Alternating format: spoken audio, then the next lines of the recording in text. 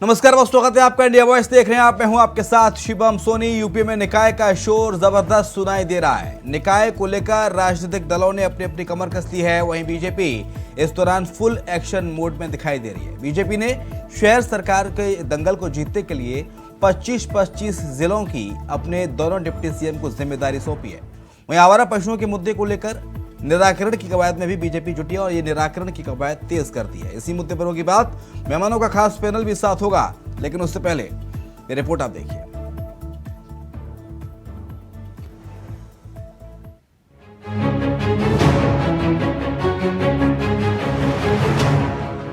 UP में निकाय का बिगुल बज चुका है। बीजेपी के लिए लड़ाई नाक और साख की लड़ाई बन चुकी है। तो वहीं दूसरी तरफ 24 से पहले सपा भी निकाय के दंगल को बेताब है।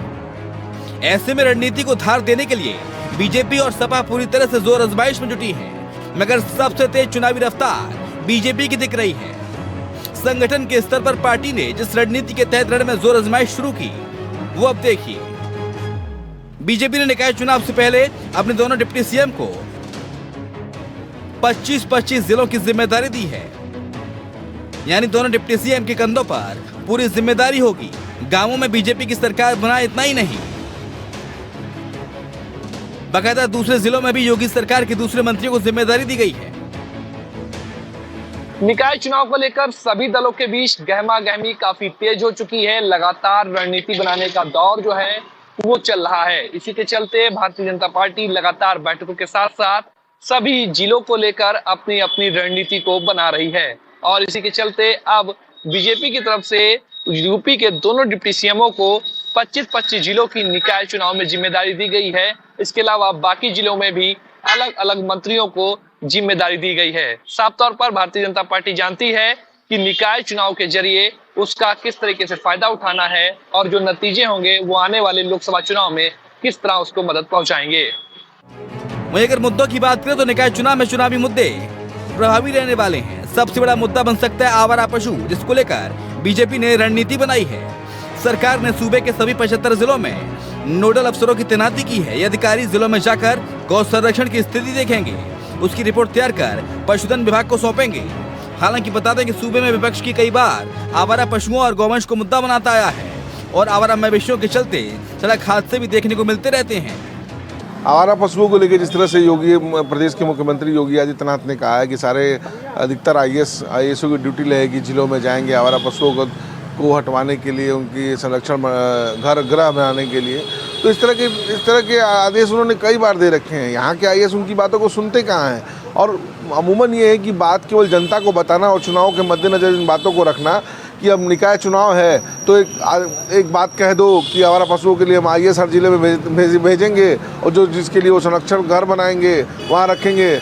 गौ संरक्षण को लेकर योगी सरकार ने अपना मास्टर प्लान तैयार कर लिया है। इस प्लान के तहत अब गौ संरक्षण की जिम्मेदारी यूपी की नौकरशाही को सौंपी गई है।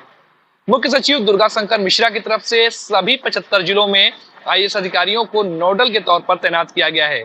ये अधिकारी जिलों में जाकर वहां पर गौ संरक्षण की स्थिति को लेकर, उनके भूसे, चारे और स्वास्थ्य की स्थिति को लेकर अपनी रिपोर्ट तैयार करेंगे और इस रिपोर्ट को पशुधन विभाग को सौंपेंगे। कहीं ना कहीं विपक्ष भी लंबे समय से गौवंश और आवारा पशुओं को लेकर लगातार सरकार को घेरने का प्रयास कर रहा था और माना जा रहा है कि सरकार का ये कदम उन विपक्ष के उन मुद्दों को जवाब देने के लिए है, जिसका लंबे समय से विपक्ष सदन से लेकर सड़कों तक मुद्दों को उठाता रहा है। जहाँ एक तरफ बीजेपी सियासत की बिसात पर अपने मोहरे चल रही है, तो वहीं दूसरी तरफ सपा भी काशीराम के सारे जातियों की गणित की गोलबंदी में जुटी है। यानी इस मतलब साफ है, निकाय के दंगल में जोर आजमाइश अब शुरू हो चुकी है। प्रियम पाठक, इंडिया वॉइस, लखनऊ।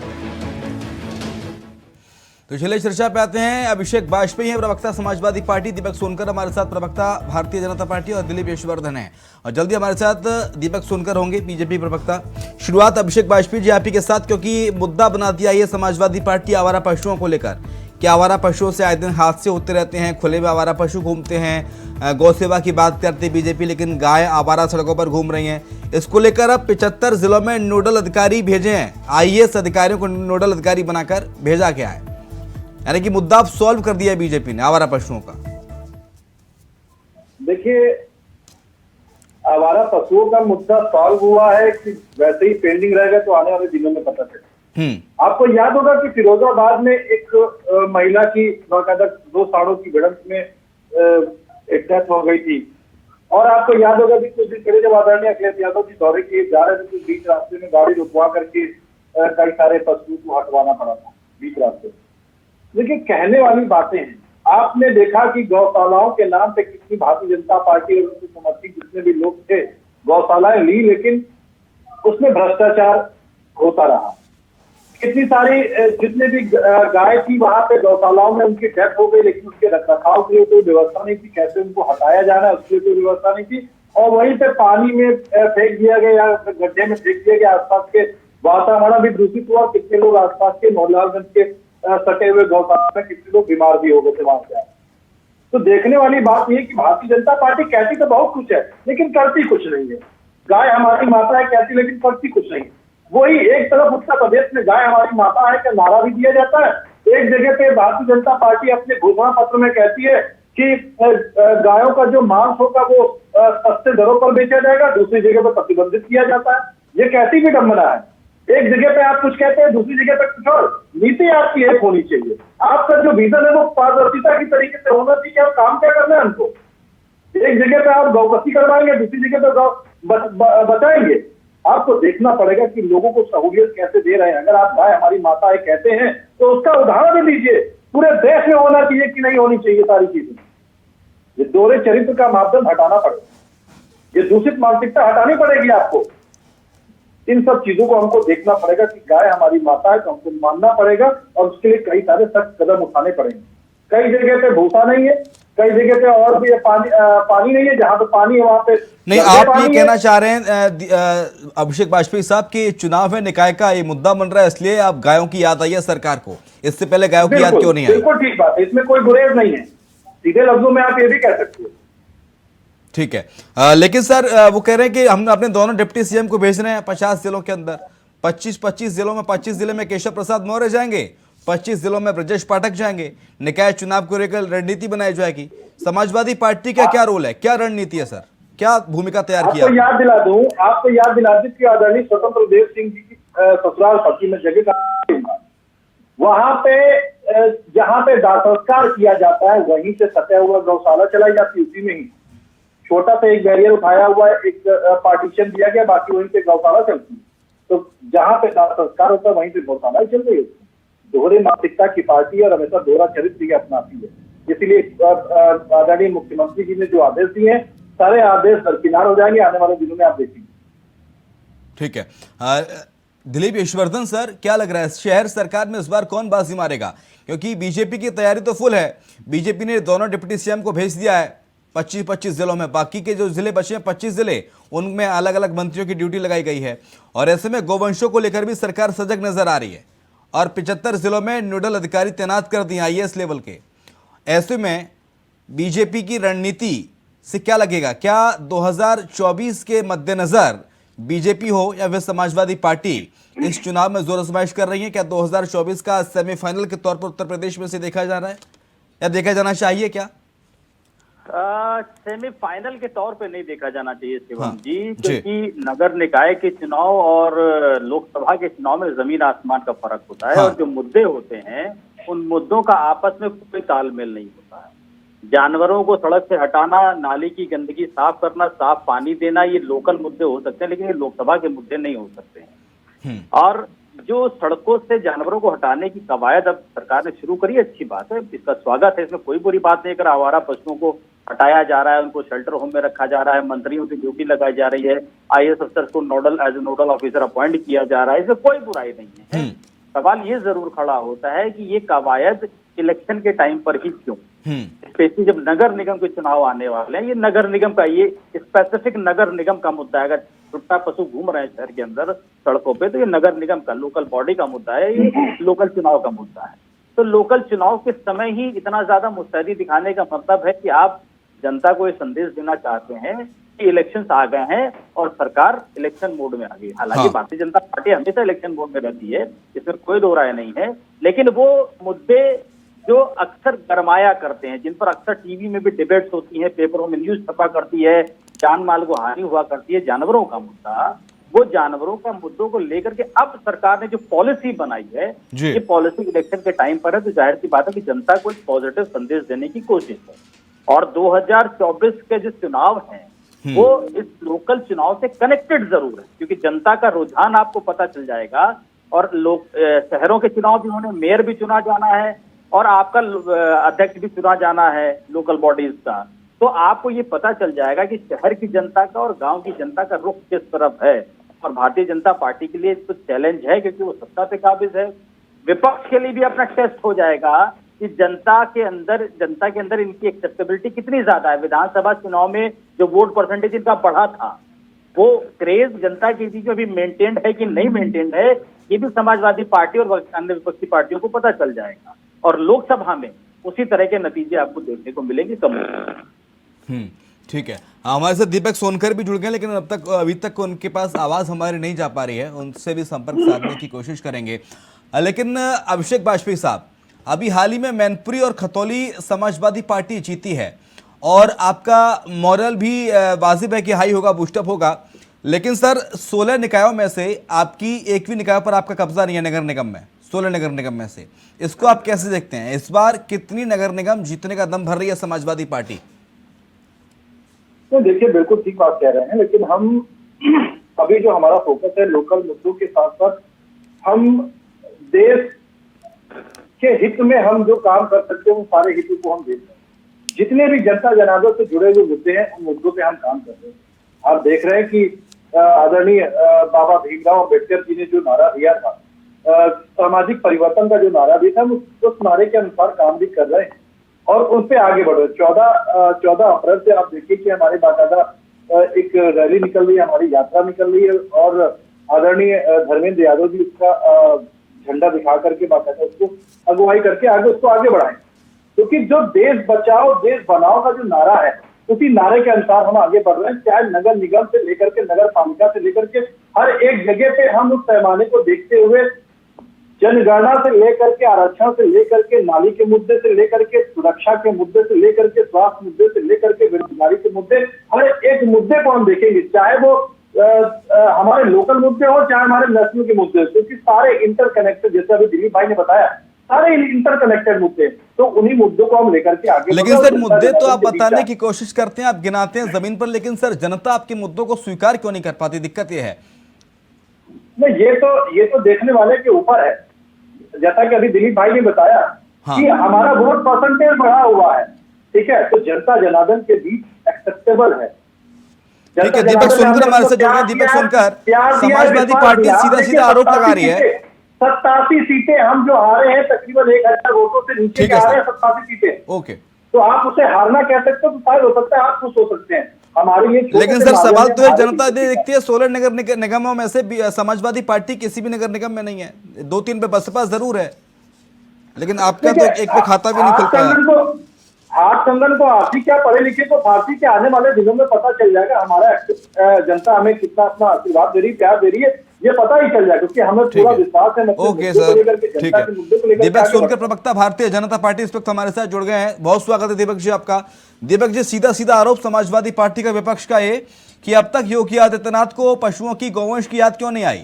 निकाय चुनाव आता है तो योगी आदित्यनाथ को पशुओं की गौवंश की याद आती है और नोडल अधिकारी नियुक्त किए जाते हैं 75 जिलों पे। सीधा आरोप।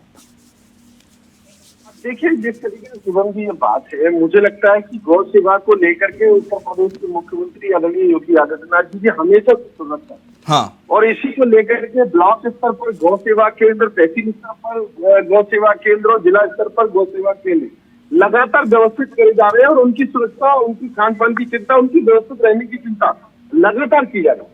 और आज इसकी मॉनिटरिंग के लिए नोडल अफसरों की भी नियुक्ति की गई है कि ऐसे इन सब की व्यवस्थाओं पर जो पशुपालन गृह बन रहे हैं या गौ सेवा केंद्र बन रहे हैं उनकी व्यवस्थित की जाए। तो चुनाव के रहते हुए व्यक्ति नहीं है, लेकिन चुनाव के रहते हुए कौन आता है? भारतीय जनता पार्टी का कार्यकर्ता 365 दिन 12 महीने लगातार जनता के बीच में और जनता की समस्या को लेकर के उठाता है और लगातार मंत्री और राज्य मंत्री भी कैसे जनता तक योजना पहुंचे, जैसे जनता के हित की बात हो, और इसको लेकर के लगातार बढ़ता है। और देखिए, चुनाव में कौन आता है? जो देखता है शुभम जी, जब चुनाव आता है तो निकल के रहते हैं ये चुनावी जुमलों की तरह निकल गए थे।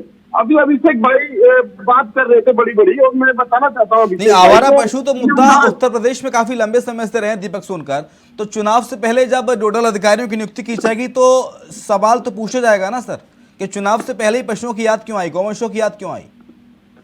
देखिए, मैं वही वाली बात है, गौवंशों की याद तो हमेशा से है, गौ सुरक्षा की याद तो हमेशा से लगातार है। हाँ। मगर जब देखिए चुनाव की प्रक्रिया चल गया, चुनाव की प्रक्रिया अभी आई है, हम तो चुनाव के लिए हमेशा तैयार है और हम चुनाव कराने भी तैयार। दूसरी बात यह है, जो चुनाव की प्रक्रिया को कह रहा है या चुनाव के जैसे मुद्दों को लेकर के आता है, ये चुनाव को अपने सब कुछ समझता है। तो हमको देखने को मिल रहा है कि कल आदरणीय इनके समाजवादी पार्टी के राष्ट्रीय अध्यक्ष जी काशीराम जी की मूर्ति का अनावरण करते हैं, मनोहर काशीराम जी की मूर्ति का अनावरण करते हैं। एक तरफ दलितों को सम्मान देने की बात करते हैं और लगातार 2017 में रह करके बाबा साहब जी की मूर्तियों को तोड़वाने का काम करते थे। दलितों के जो आरक्षण प्रमोशन था उसको खत्म करने का काम करते थे। आ रहा हूं आपके पास, आ रहा हूं आपके पास। अभिषेक बासु आ रहा हूं, अभिषेक बासु आ रहा हूं, एक एक करके प्लीज। दर्शक समझ नहीं पाएगा क्या बोल रहे हैं आप दोनों, एक एक करके। अभिषेक बासु जी, दर्शक समझ नहीं पाएगा आप दोनों क्या बोलना चाह रहे हैं। मैं चाहूंगा एक एक करके आप दोनों मेहमानों के पास आऊंगा। दीपक सोनकर की बात पूरी होने दीजिए, अभिषेक बासु मैं आपके पास आऊंगा। एक एक करके मैं म्यूट करा दूंगा सर, म्यूट करा दूंगा, किसी को कुछ पता ही नहीं चलेगा क्या बोल रहे हैं आप। दीपक सुनकर बात जल्दी से पूरी कीजिए। देखिए, मैं वही कह रहा हूँ कि 2012 से 17 तक उत्तर प्रदेश की जो छवि थी और जो अपराध का एक दृश्य था, जो अपराध की एक छवि उत्तर प्रदेश के अंदर थी, आज तो उत्तर प्रदेश के अंदर छवि खत्म हुई है। उत्तर प्रदेश की जनता ने परफॉर्मेंस को स्वीकार किया, उत्तर प्रदेश की जनता ने काम को स्वीकार किया, उत्तर प्रदेश की जनता ने योजना को स्वीकार किया। जो योजना गरीब कल्याण की योजना गरीबों तक पहुंची है, जो वही अधिकार थे जो कोई गरीबों के अधिकारों को छीनने का काम करता था, ओके सर, आज वही अधिकार इनको देने का काम किया गया। ठीक है, लेकिन अभिषेक वाजपेयी कुछ तो होगा, तभी योगी आदित्यनाथ को यूपी की जनता ने दूसरी बार चुना है और पहले मुख्यमंत्री हो गए उत्तर प्रदेश के इतिहास के पहले मुख्यमंत्री जो इतने लंबे समय तक मुख्यमंत्री रहे। इसके साथ साथ सर आपने आरोप लगाया कि अभी सरकार को गौवंशों की याद आ रही है चुनाव से पहले। आपको भी तो कल काशीराम की याद आई थी चुनाव से पहले, इससे पहले तो कभी अनावरण नहीं किया किसी प्रतिमा का, मूर्ति का। तो पहले बात, सबसे बड़ी चीज ये कि पहले बात आपको भी इनसे दीपक भाई से कहिए कि माफी मांगे। इनके पास अगर कोई प्रमाण स्वरूप कोई चीज है कि आदरणीय अखिलेश यादव जी ने काशीराम जी की मूर्ति तोड़वाई है कहीं पे, तो मुझे बताएं, इनको माफी मांगनी पड़ेगी। और आप पहले आप इस तरीके से बातें सुनने में आप किसी भी व्यक्ति बाबा साहब चाहिए आप इस तरीके से बातें करने हुए, आपको इस तरीके से बातें बोलते हैं, आप इस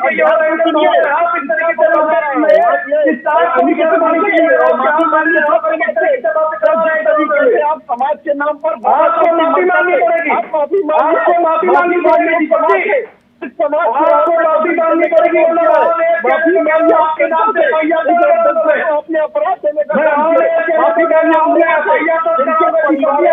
आपके संरक्षण में रहने वाले मैं आज के दिन का भी ठीक है, लेकिन दिलीप ईश्वरधन सर समय मेरे पास कम है, ठीक है दिलीप ईश्वरधन सर, झूठ फैलाने का काम मत करिए। दिलीप ईश्वरधन सर, ये सर चुनावी ये जो मुद्दे हैं, चुनाव से पहले ही सरकारों को विपक्ष को याद क्यों आते हैं? ये मुद्दे अगर लगातार प्रदेश में उठाता रहे विपक्ष तो सरकार भी सजग रहे, सरकार को भी याद आ जाता है भाई साहब कि देखिए अब गौवंशों को लेकर नोडल अधिकारी बना दीजिए जिलों में। इधर विपक्ष को याद आ जाता है कि हमें दलित वोट बैंक को साधना है, पिछड़ों को साधना है, तो काशी राम की प्रतिमा का अनावरण कर दें। अगर ये सब प्रदेश में पहले शुरुआत सरकार बनने के दौरान से ही होता रहे तो जो बीजेपी के नेता कहते हैं ना कि भारत की सड़कें अमेरिका से भी अच्छी हैं, अमेरिका जैसा ही हो जाए सब कुछ। शिवम जी, मैं आपका पूरा सवाल नहीं सुन पाया, लेकिन मैं आपके सवाल का क्रक्स समझ गया कि ये सारे मुद्दे इलेक्शन के टाइम पे ही क्यों उठाए जाते हैं। जितनी भी जनता हित की बातें हैं वो इसलिए उठाए जाते हैं कि यही ट्रेंड राजनीति का हमारे देश में चला आ रहा है और इस बात को जनता भी जानती है कि जब इलेक्शन आएगा तो राजनीतिक पार्टियां नए नए वादे लेकर के आएंगी, जो समस्याएं होंगी उनका समाधान करने की कोशिश करेंगी। समाधान होगा नहीं, समाधान होना प्रोजेक्ट किया जाएगा कि हमने समाधान की तरफ कदम बढ़ा दिए हैं और इसका समाधान हो जाएगा। इसीलिए आप हमको चुन करके दोबारा लाइए, क्योंकि अगर सरकार बदल गई तो फिर ये समस्या बनी रह जाएगी। और ये स्ट्रेटेजी कमोबेश हर सरकार अपनाती है। जनता भी जानती है कि जब ठीक है इलेक्शन सर, का टाइम आएगा तो सड़कें बनने लगेंगी, ये होने लगेगा। समय की अधिकता नहीं है सर मेरे पास, समय समाप्ति की ओर है। बहुत शुक्रिया आपका अभिषेक जी इस चर्चा में शरीक होने के लिए। दीपक जी आपका शुक्रिया, और दिलीप यशवर्धन साहब आपका भी शुक्रिया चर्चा में शरीक होने के लिए। और इसी के साथ हमारे इस खास पेशकश में इतना ही। खबरें लगातार जारी हैं, आप देखते रहिए इंडिया वॉइस।